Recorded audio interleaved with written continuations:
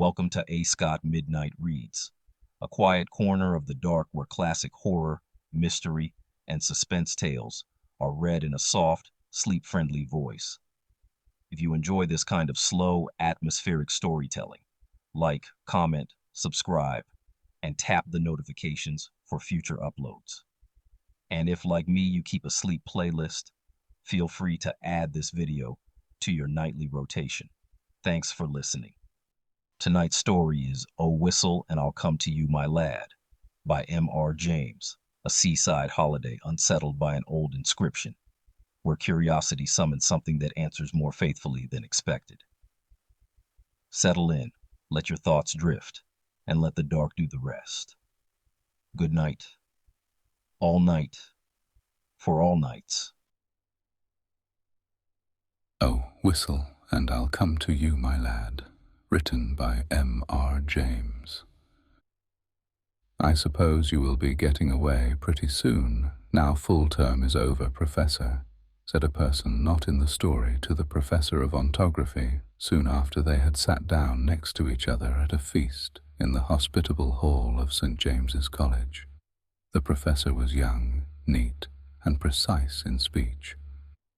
"Yes," he said, "my friends have been making me take up golf this term, and I mean to go to the East Coast, in point of fact to Burnstow, I dare say you know it, for a week or 10 days, to improve my game. I hope to get off tomorrow." "Oh, Parkins," said his neighbor on the other side, "if you are going to Burnstow, I wish you would look at the site of the Templars' preceptory, and let me know if you think it would be any good to have a dig there in the summer." It was, as you might suppose, a person of antiquarian pursuits who said this, but since he merely appears in this prologue, there is no need to give his entitlements. "Certainly," said Parkins the Professor, "if you will describe to me whereabouts the site is, I will do my best to give you an idea of the lie of the land when I get back, or I could write to you about it if you would tell me where you are likely to be." "Don't trouble to do that, thanks. It's only that I'm thinking of taking my family in that direction in the long, and it occurred to me that, as very few of the English preceptories have ever been properly planned, I might have an opportunity of doing something useful on off days." The Professor rather sniffed at the idea that planning out a preceptory could be described as useful. His neighbor continued, "The site, I doubt if there is anything showing above ground, must be down quite close to the beach now. The sea has encroached tremendously, as you know, all along that bit of coast. I should think from the map that it must be about 3/4 of a mile from the Globe Inn at the north end of the town. Where are you going to stay?" "Well, at the Globe Inn, as a matter of fact," said Parkins. "I have engaged a room there. I couldn't get in anywhere else. Most of the lodging houses are shut up in winter, it seems. And as it is, they tell me that the only room of any size I can have is really a double-bedded one, and that they haven't a corner in which to store the other bed and so on.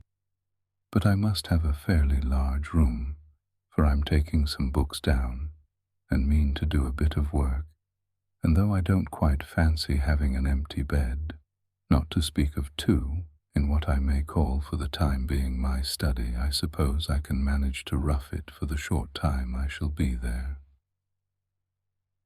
"Do you call having an extra bed in your room roughing it, Parkins?" said a bluff person opposite. "Look here, I shall come down and occupy it for a bit. It'll be company for you." The Professor quivered, but managed to laugh in a courteous manner. "By all means, Rogers. There's nothing I should like better, but I'm afraid you would find it rather dull. You don't play golf, do you?"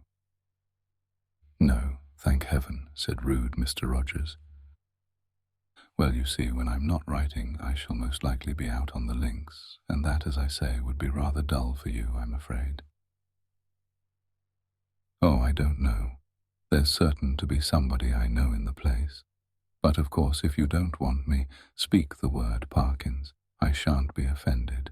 Truth, as you always tell us, is never offensive. Parkins was, indeed, scrupulously polite and strictly truthful.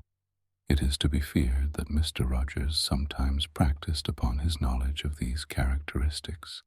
In Parkins's breast there was a conflict now raging, which for a moment or two did not allow him to answer.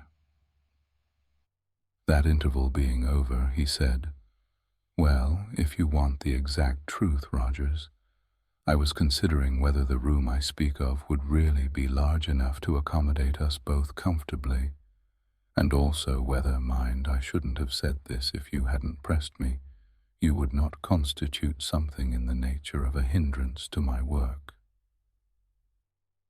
Rogers laughed loudly. "Well done, Parkins," he said. "It's all right. I promise not to interrupt your work. Don't you disturb yourself about that. No, I won't come if you don't want me, but I thought I should do so nicely to keep the ghosts off." Here he might have been seen to wink and to nudge his next neighbor. Parkins might also have been seen to become pink. "I beg pardon, Parkins," Rogers continued. "I oughtn't to have said that. I forgot you didn't like levity on these topics." "Well," Parkins said, "as you have mentioned the matter, I freely own that I do not like careless talk about what you call ghosts. A man in my position," he went on, raising his voice a little, "cannot, I find, be too careful about appearing to sanction the current beliefs on such subjects, as you know, Rogers, or as you ought to know, for I think I have never concealed my views." "No, you certainly have not, old man," put in Rogers sotto voce. "I hold that any semblance, any appearance of concession to the view that such things might exist is equivalent to a renunciation of all that I hold most sacred, but I'm afraid I have not succeeded in securing your attention." "Your undivided attention" was what Dr. Blimber actually said, Rogers interrupted with every appearance of an earnest desire for accuracy. "But I beg your pardon, Parkins, I'm stopping you." "No, not at all," said Parkins. "I don't remember Blimber. Perhaps he was before my time. But I needn't go on. I'm sure you know what I mean." Yes, said Rogers rather hastily. "Just so. We'll go into it fully at Burnstow or somewhere." In repeating the above dialogue, I have tried to give the impression which it made on me, that Parkins was something of an old woman, rather hen-like perhaps in his little ways, totally destitute, alas, of the sense of humor, but at the same time dauntless and sincere in his convictions, and a man deserving of the greatest respect. Whether or not the reader has gathered so much, that was the character which Parkins had. On the following day, Parkins did, as he had hoped, succeed in getting away from his college and in arriving at Burnstow.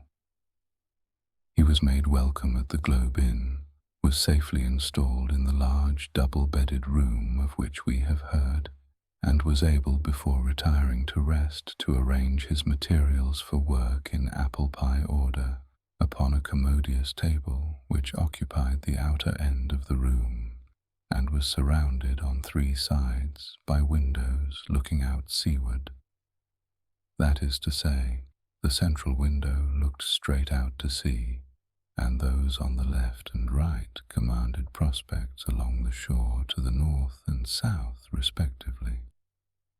On the south you saw the village of Burnstow. On the north no houses were to be seen, but only the beach and the low cliff backing it.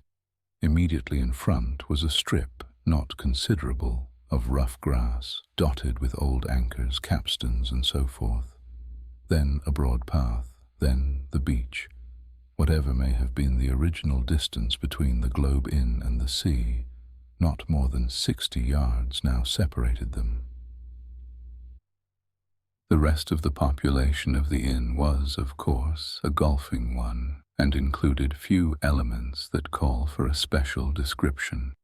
The most conspicuous figure was perhaps that of an ancien militaire, secretary of a London club, and possessed of a voice of incredible strength and of views of a pronouncedly Protestant type. These were apt to find utterance after his attendance upon the ministrations of the vicar, an estimable man with inclinations towards a picturesque ritual, which he gallantly kept down as far as he could out of deference to East Anglian tradition. Professor Parkins, one of whose principal characteristics was pluck, spent the greater part of the day following his arrival at Burnstow in what he had called improving his game, in company with this Colonel Wilson, and during the afternoon, whether the process of improvement were to blame or not, I am not sure. The Colonel's demeanor assumed a coloring so lurid that even Parkins jibbed at the thought of walking home with him from the links. He determined, after a short and furtive look at that bristling moustache and those incarnadine features, that it would be wiser to allow the influences of tea and tobacco to do what they could with the Colonel before the dinner hour should render a meeting inevitable. I might walk home tonight along the beach, he reflected. Yes, and take a look. There will be light enough for that, at the ruins of which Disney was talking. I don't exactly know where they are, by the way, but I expect I can hardly help stumbling on them. This he accomplished, I may say, in the most literal sense, for in picking his way from the links to the shingle beach his foot caught, partly in a gorse root and partly in a biggish stone, and over he went. When he got up and surveyed his surroundings, he found himself in a patch of somewhat broken ground, covered with small depressions and mounds. These latter, when he came to examine them, proved to be simply masses of flints embedded in mortar and grown over with turf. He must, he quite rightly concluded, be on the site of the preceptory he had promised to look at. It seemed not unlikely to reward the spade of the explorer. Enough of the foundations was probably left at no great depth to throw a good deal of light on the general plan. He remembered vaguely that the Templars to whom this site had belonged were in the habit of building round churches, and he thought a particular series of the humps or mounds near him did appear to be arranged in something of a circular form. Few people can resist the temptation to try a little amateur research in a department quite outside their own, if only for the satisfaction of showing how successful they would have been had they only taken it up seriously. Our professor, however, if he felt something of this mean desire, was also truly anxious to oblige Mr. Disney, so he paced with care the circular area he had noticed, and wrote down its rough dimensions in his pocketbook. Then he proceeded to examine an oblong eminence which lay east of the center of the circle, and seemed to his thinking likely to be the base of a platform or altar. At one end of it, the northern, a patch of the turf, was gone, removed by some boy or other creature ferae naturae. It might, he thought, be as well to probe the soil here for evidences of masonry, and he took out his knife and began scraping away the earth. And now followed another little discovery.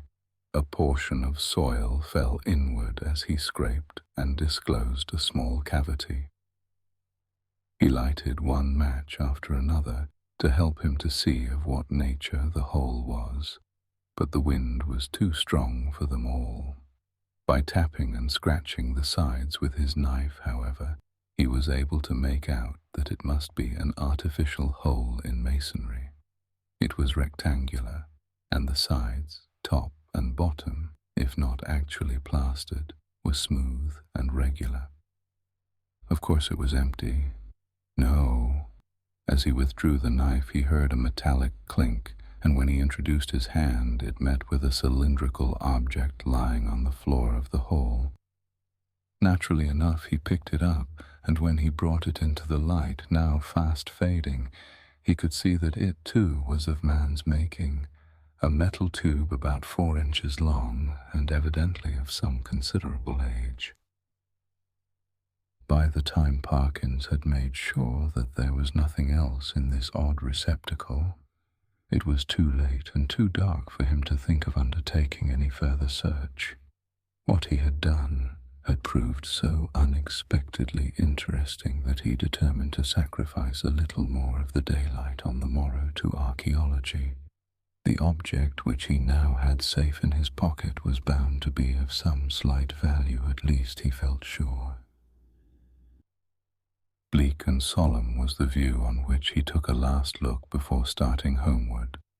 A faint yellow light in the west showed the links on which a few figures moving towards the clubhouse were still visible.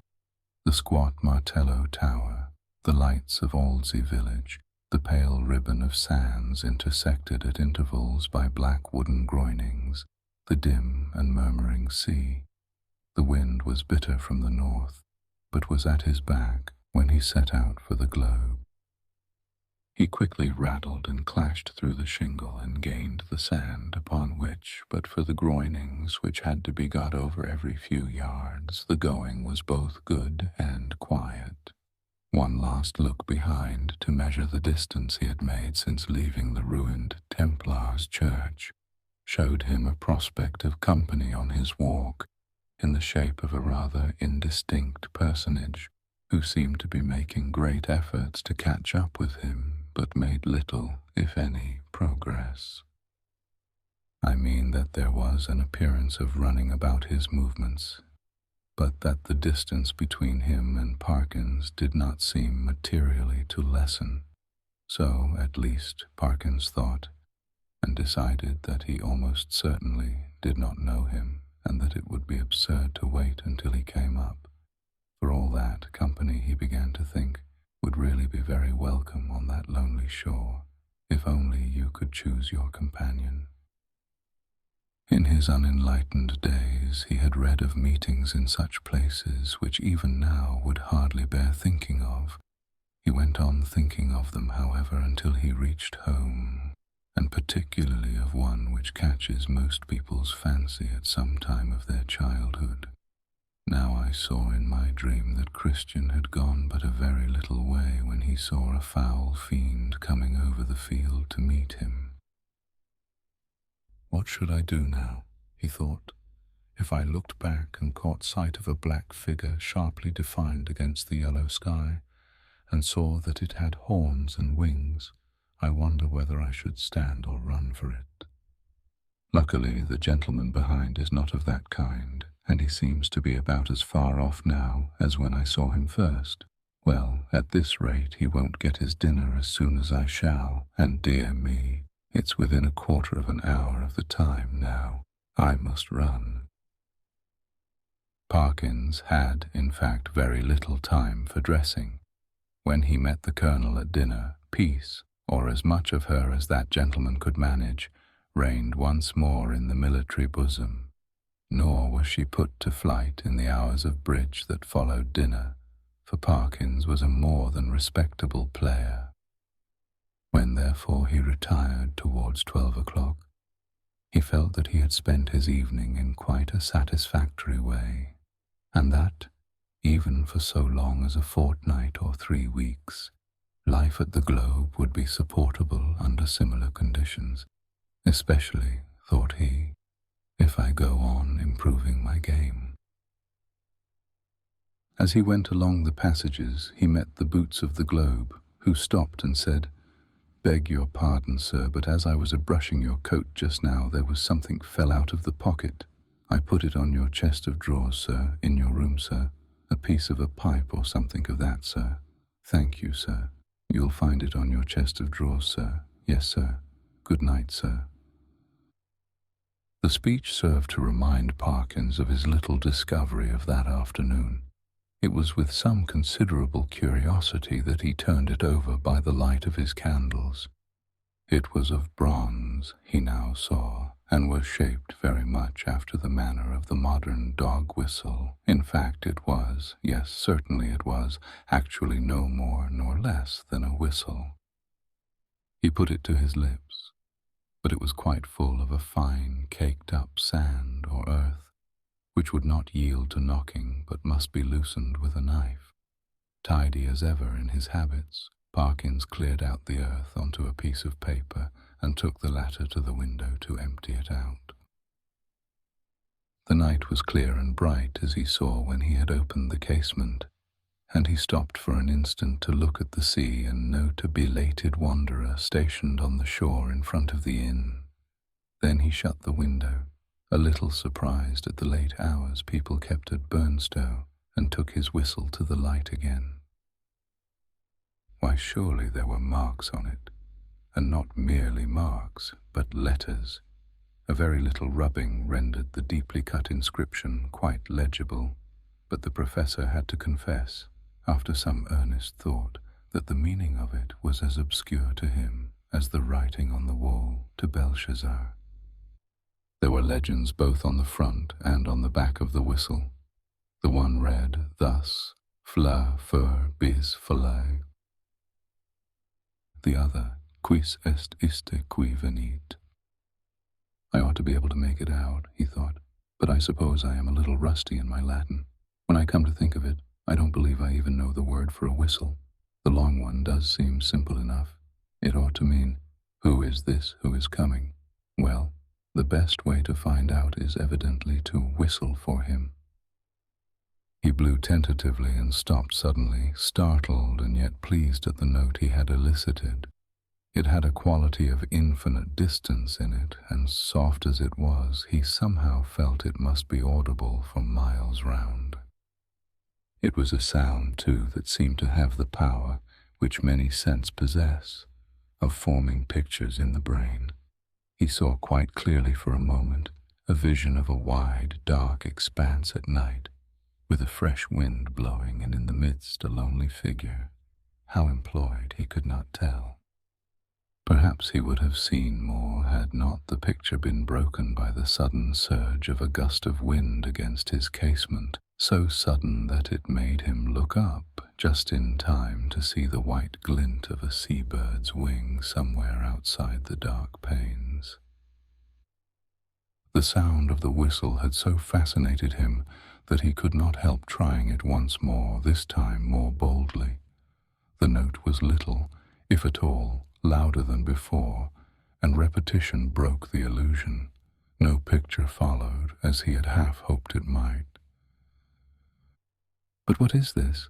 Goodness, what force the wind can get up in a few minutes. What a tremendous gust. There, I knew that window fastening was no use. Ah, I thought so. Both candles out. It is enough to tear the room to pieces. The first thing was to get the window shut. While you might count 20, Parkins was struggling with the small casement and felt almost as if he were pushing back a sturdy burglar, so strong was the pressure. It slackened all at once, and the window banged to and latched itself. Now to relight the candles and see what damage, if any, had been done. No, nothing seemed amiss. No glass even was broken in the casement. But the noise had evidently roused at least one member of the household. The colonel was to be heard stumping in his stockinged feet on the floor above and growling. Quickly as it had risen, the wind did not fall at once. On it went, moaning and rushing past the house, at times rising to a cry so desolate that, as Parkins disinterestedly said, it might have made fanciful people feel quite uncomfortable. Even the unimaginative, he thought after a quarter of an hour, might be happier without it. Whether it was the wind or the excitement of golf or of the researches in the preceptory that kept Parkins awake, he was not sure. Awake he remained in any case long enough to fancy, as I am afraid I often do myself under such conditions, that he was the victim of all manner of fatal disorders. He would lie counting the beats of his heart, convinced that it was going to stop work every moment, and would entertain grave suspicions of his lungs, brain, liver, etc. Suspicions which he was sure would be dispelled by the return of daylight, but which until then refused to be put aside. He found a little vicarious comfort in the idea that someone else was in the same boat. A near neighbor, in the darkness it was not easy to tell his direction, was tossing and rustling in his bed too. The next stage was that Parkins shut his eyes and determined to give sleep every chance. Here again overexcitement asserted itself in another form, that of making pictures. Experto creed, pictures do come to the closed eyes of one trying to sleep, and are often so little to his taste that he must open his eyes and disperse them. Parkins' experience on this occasion was a very distressing one. He found that the picture which presented itself to him was continuous. When he opened his eyes, of course, it went, but when he shut them once more, it framed itself afresh and acted itself out again, neither quicker nor slower than before. What he saw was this: a long stretch of shore, shingle edged by sand, and intersected at short intervals with black groins running down to the water. A scene, in fact, so like that of his afternoon's walk that, in the absence of any landmark, it could not be distinguished therefrom. The light was obscure, conveying an impression of gathering storm, late winter evening, and slight cold rain. On this bleak stage at first, no actor was visible. Then, in the distance, a bobbing black object appeared. A moment more, and it was a man running, jumping, clambering over the groins, and every few seconds looking eagerly back. The nearer he came, the more obvious it was that he was not only anxious but even terribly frightened, though his face was not to be distinguished. He was, moreover, almost at the end of his strength. On he came. Each successive obstacle seemed to cause him more difficulty than the last. Will he get over this next one? Thought Parkins. It seems a little higher than the others. Yes, half climbing, half throwing himself, he did get over, and fell all in a heap on the other side, the side nearest to the spectator. There, as if really unable to get up again, he remained crouching under the groin, looking up in an attitude of painful anxiety. So far, no cause whatever for the fear of the runner had been shown, but now there began to be seen, far up the shore, a little flicker of something light-colored moving to and fro with great swiftness and irregularity. Rapidly growing larger, it too declared itself as a figure in pale, fluttering draperies, ill-defined. There was something about its motion which made Parkins very unwilling to see it at close quarters. It would stop, raise arms, bow itself towards the sand, then run stooping across the beach to the water edge and back again, and then, rising upright, once more continue its course forward at a speed that was startling and terrifying. The moment came when the pursuer was hovering about from left to right only a few yards beyond the groin where the runner lay in hiding. After 2 or 3 ineffectual castings hither and thither, it came to a stop, stood upright, with arms raised high, and then darted straight forward towards the groin. It was at this point that Parkins always failed in his resolution to keep his eyes shut.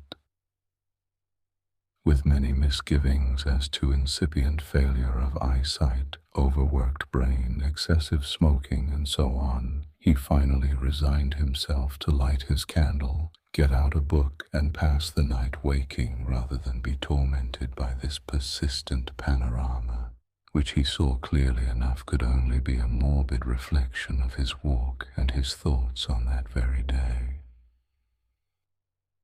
The scraping of match on box and the glare of light must have startled some creatures of the night, rats or what not, which which he heard scurry across the floor from the side of his bed with much rustling. Dear, dear, the match is out, fool that it is. But the second one burnt better, and a candle and book were duly procured, over which Parkins pored till sleep of a wholesome kind came upon him, and that in no long space. For about the first time in his orderly and prudent life he forgot to blow out the candle, and when he was called next morning at 8 there was still a flicker in the socket and a sad mess of guttered grease on the top of the little table. After breakfast he was in his room, putting the finishing touches to his golfing costume. Fortune had again allotted the colonel to him for a partner, when one of the maids came in. "Oh, if you please," she said, "would you like any extra blankets on your bed, sir?" "Ah, thank you," said Parkins. "Yes, I think I should like one. It seems likely to turn rather colder." In a very short time the maid was back with the blanket. "Which bed should I put it on, sir?" she asked. "What? Why, that one. The one I slept in last night," he said, pointing to it. "Oh, yes. I beg your pardon, sir, but you seem to have tried both of 'em. Leastways, we had to make 'em both up this morning." "Really? How very absurd," said Parkins. "I certainly never touched the other, except to lay some things on it. Did it actually seem to have been slept in?" "Oh, yes, sir," said the maid. "Why, all the things was crumpled and throwed about all ways, if you'll excuse me, sir. Quite as if anyone hadn't passed but a very poor night, sir." "Dear me," said Parkins. "Well, I may have disordered it more than I thought when I unpacked my things. I'm very sorry to have given you the extra trouble, I'm sure. I expect a friend of mine soon, by the way, a gentleman from Cambridge, to come and occupy it for a night or two. That will be all right, I suppose, won't it?" "Oh, yes, to be sure, sir. Thank you, sir. It's no trouble, I'm sure," said the maid, and departed to giggle with her colleagues. Parkins set forth with a stern determination to improve his game. I am glad to be able to report that he succeeded so far in this enterprise that the colonel, who had been rather repining at the prospect of a second day's play in his company, became quite chatty as the morning advanced, and his voice boomed out over the flats, as certain also of our own minor poets have said, like some great bourdon in a minster tower. "Extraordinary wind that we had last night," he said. "In my old home we should have said someone had been whistling for it." "Should you indeed?" said Parkins. "Is there a superstition of that kind still current in your part of the country?" "I don't know about superstition," said the colonel. "They believe in it all over Denmark and Norway, as well as on the Yorkshire coast. And my experience is, mind you, that there's generally something at the bottom of what these country folk hold to and have held to for generations. But it's your drive, or whatever it might have been. The golfing reader will have to imagine appropriate digressions at the proper intervals." When conversation was resumed, Parkins said, with a slight hesitancy, "Apropos of what you were saying just now, Colonel, I think I ought to tell you that my own views on such subjects are very strong. I am, in fact, a convinced disbeliever in what is called the supernatural." "What?" said the colonel. "Do you mean to tell me you don't believe in second sight or ghosts or anything of that kind?" "In nothing whatever of that kind," returned Parkins firmly. "Well," said the colonel, "but it appears to me at that rate, sir, that you must be little better than a Sadducee." Parkins was on the point of answering that, in his opinion, the Sadducees were the most sensible persons he had ever read of in the Old Testament. But, feeling some doubt as to whether much mention of them was to be found in that work, he preferred to laugh the accusation off. "Perhaps I am," he said, "but here, give me my clique, boy. Excuse me one moment, Colonel. A short interval. Now, as to whistling for the wind, let me give you my theory about it. The laws which govern winds are really not at all perfectly known. To fisherfolk and such, of course, not known at all. A man or woman of eccentric habits, perhaps, or a stranger, is seen repeatedly on the beach at some unusual hour and is heard whistling. Soon afterwards a violent wind rises. A man who could read the sky perfectly or who possessed a barometer could have foretold that it would. The simple people of a fishing village have no barometers, and only a few rough rules for prophesying weather. What more natural than that the eccentric personage I postulated should be regarded as having raised the wind, or that he or she should clutch eagerly at the reputation of being able to do so? Now, take last night's wind. As it happens, I myself was whistling. I blew a whistle twice, and the wind seemed to come absolutely in answer to my call, if anyone had seen me. The audience had been a little restive under this harangue, and Parkins had, I fear, fallen somewhat into the tone of a lecturer. But at the last sentence the Colonel stopped. "Whistling, were you?" he said. "And what sort of whistle did you use? Play this stroke first. Interval." "About that whistle you were asking, Colonel. It's rather a curious one. I have it in my... No, I see I've left it in my room. As a matter of fact, I found it yesterday." And then Parkins narrated the manner of his discovery of the whistle, upon hearing which the Colonel grunted and opined that, in Parkins's place, he should himself be careful about using a thing that had belonged to a set of papists, of whom, speaking generally, it might be affirmed that you never knew what they might not have been up to. From this topic he diverged to the enormities of the vicar, who had given notice on the previous Sunday that Friday would be the feast of St. Thomas the Apostle, and that there would be service at 11 o'clock in the church. This and other similar proceedings constituted, in the Colonel's view, a strong presumption that the vicar was a concealed papist, if not a Jesuit, and Parkins, who could not very readily follow the Colonel in this region, did not disagree with him. In fact, they got on so well together in the morning that there was no talk on either side of their separating after lunch. Both continued to play well during the afternoon, or at least well enough to make them forget everything else until the light began to fail them. Not until then did Parkins remember that he had meant to do some more investigating at the preceptory, but it was of no great importance, he reflected. One day was as good as another. He might as well go home with the Colonel. As they turned the corner of the house, the Colonel was almost knocked down by a boy who rushed into him at the very top of his speed, and then, instead of running away, remained hanging on to him and panting.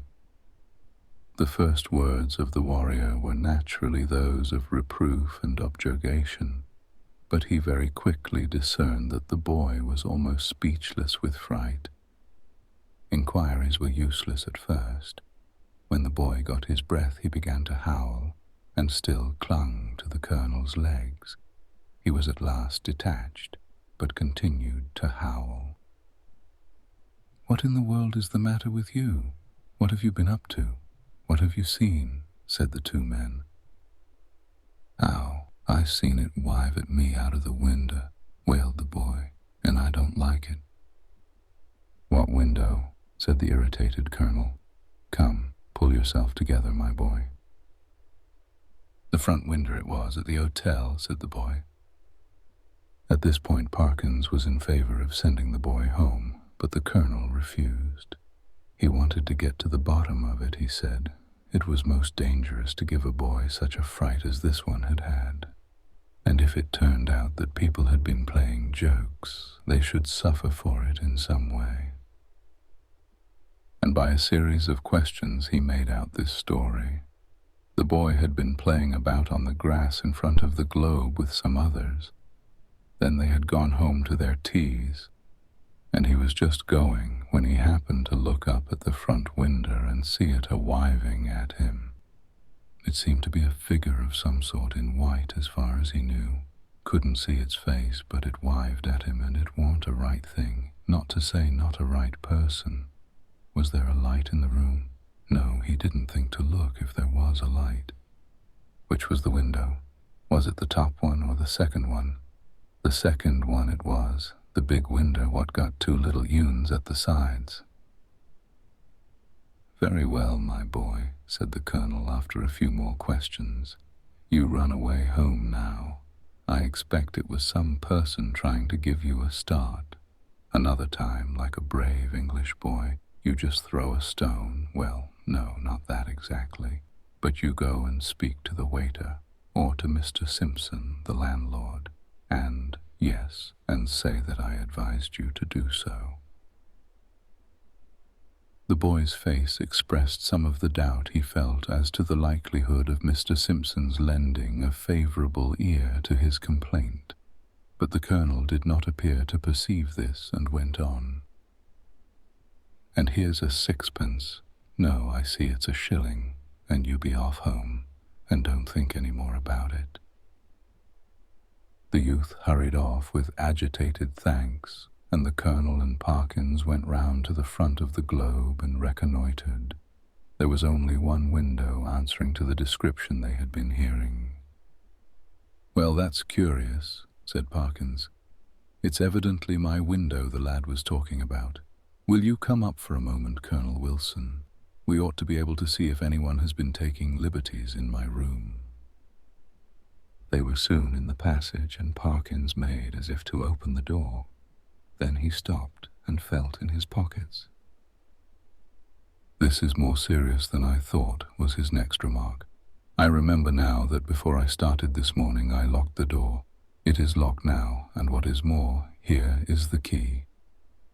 And he held it up. "Now," he went on, "if the servants are in the habit of going into one's room during the day when one is away, I can only say that, well, that I don't approve of it at all." Conscious of a somewhat weak climax, he busied himself in opening the door, which was indeed locked, and in lighting candles. "No," he said, "nothing seems disturbed." "Except your bed," put in the colonel.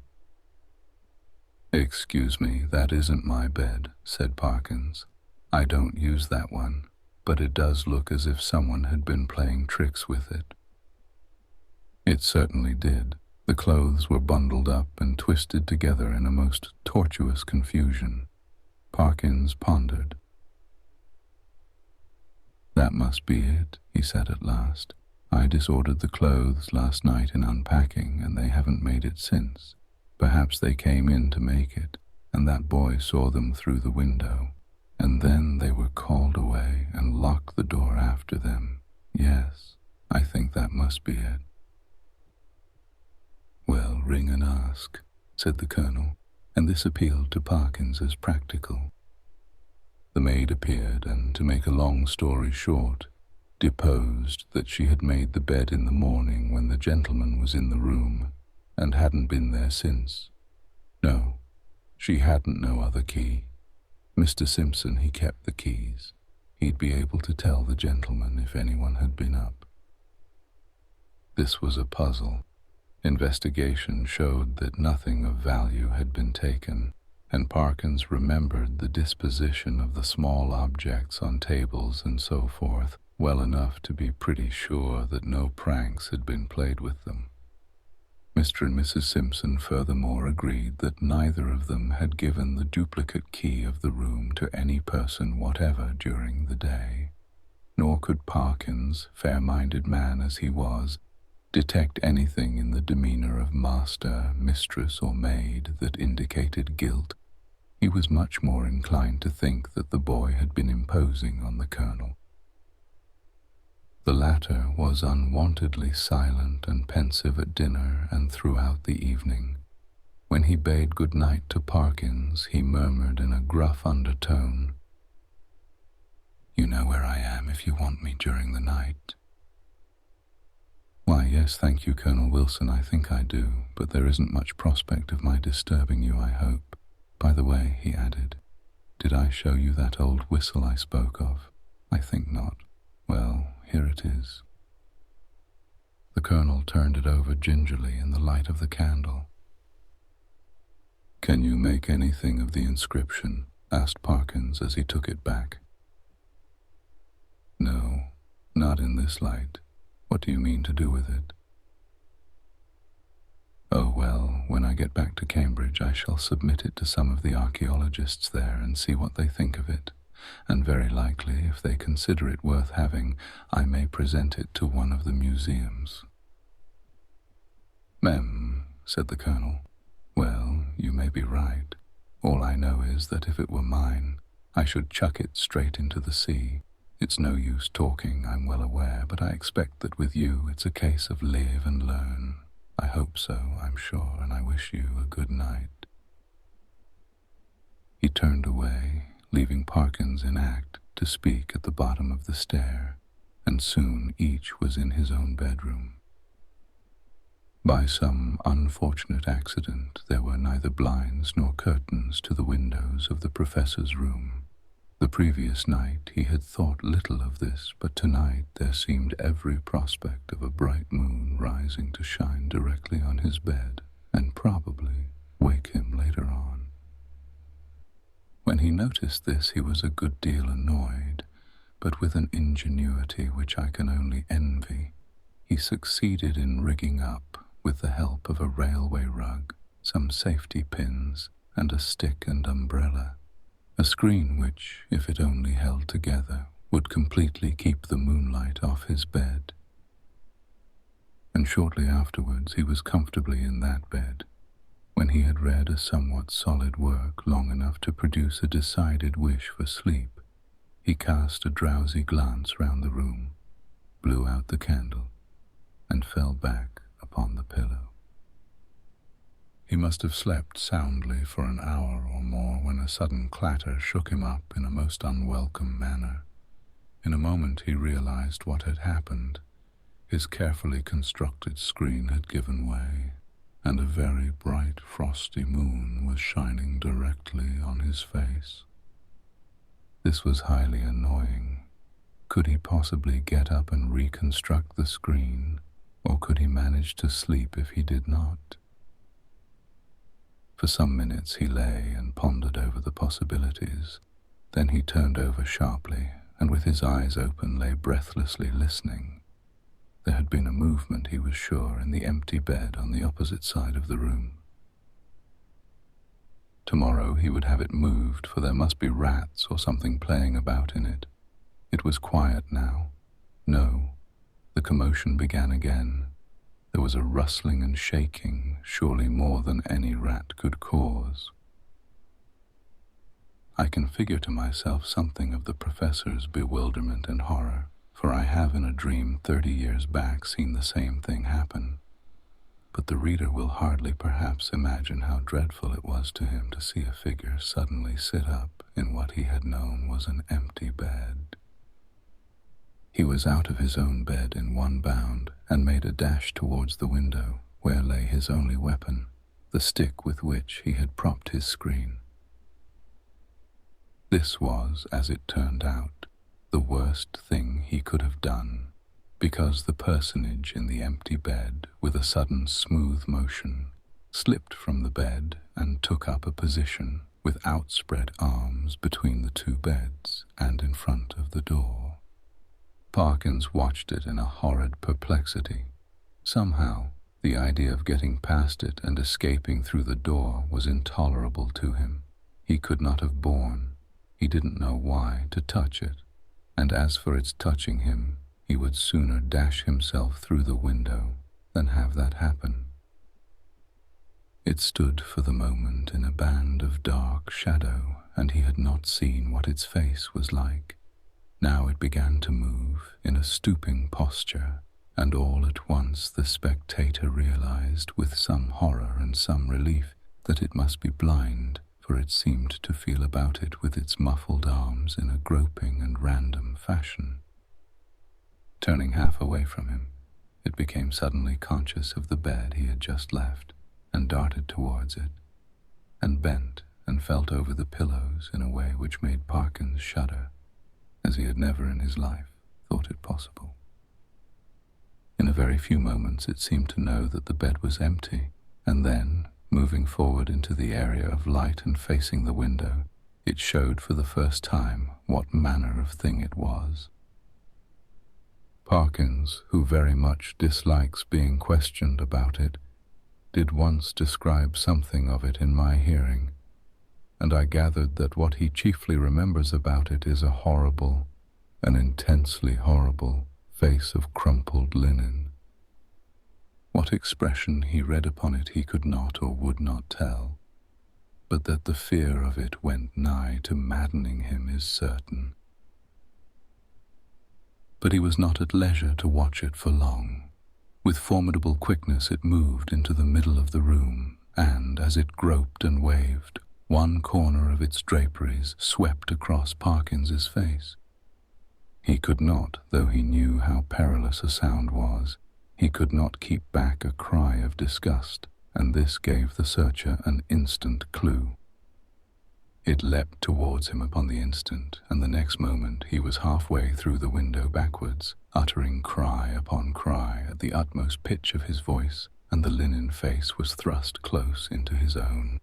At this, almost the last possible second, deliverance came, as you will have guessed. The colonel burst the door open, and was just in time to see the dreadful group at the window. When he reached the figures, only one was left. Parkins sank forward into the room in a faint, and before him on the floor lay a tumbled heap of bedclothes. Colonel Wilson asked no questions, but busied himself in keeping everyone else out of the room and in getting Parkins back to his bed, and himself, wrapped in a rug, occupied the other bed for the rest of the night. Early on the next day, Rogers arrived, more welcome than he would have been a day before, and the three of them held a very long consultation in the professor's room. At the end of it, the colonel left the hotel door carrying a small object between his finger and thumb, which he cast as far into the sea as a very brawny arm could send it. Later on, the smoke of a burning ascended from the back premises of the Globe. Exactly what explanation was patched up for the staff and visitors at the hotel I must confess I do not recollect. The professor was somehow cleared of the ready suspicion of delirium tremens, and the hotel of the reputation of a troubled house. There is not much question as to what would have happened to Parkins if the colonel had not intervened when he did. He would either have fallen out of the window or else lost his wits. But it is not so evident what more the creature that came in answer to the whistle could have done than frighten. There seemed to be absolutely nothing material about it save the bedclothes of which it had made itself a body. The colonel, who remembered a not very dissimilar occurrence in India, was of the opinion that if Parkins had closed with it, it could really have done very little, and that its one power was that of frightening. The whole thing, he said, served to confirm his opinion of the Church of Rome. There is really nothing more to tell, but, as you may imagine, the professor's views on certain points are less clear-cut than they used to be. His nerves, too, have suffered. He cannot even now see a surplice hanging on a door quite unmoved, and the spectacle of a scarecrow in a field late on a winter afternoon has cost him more than one sleepless night.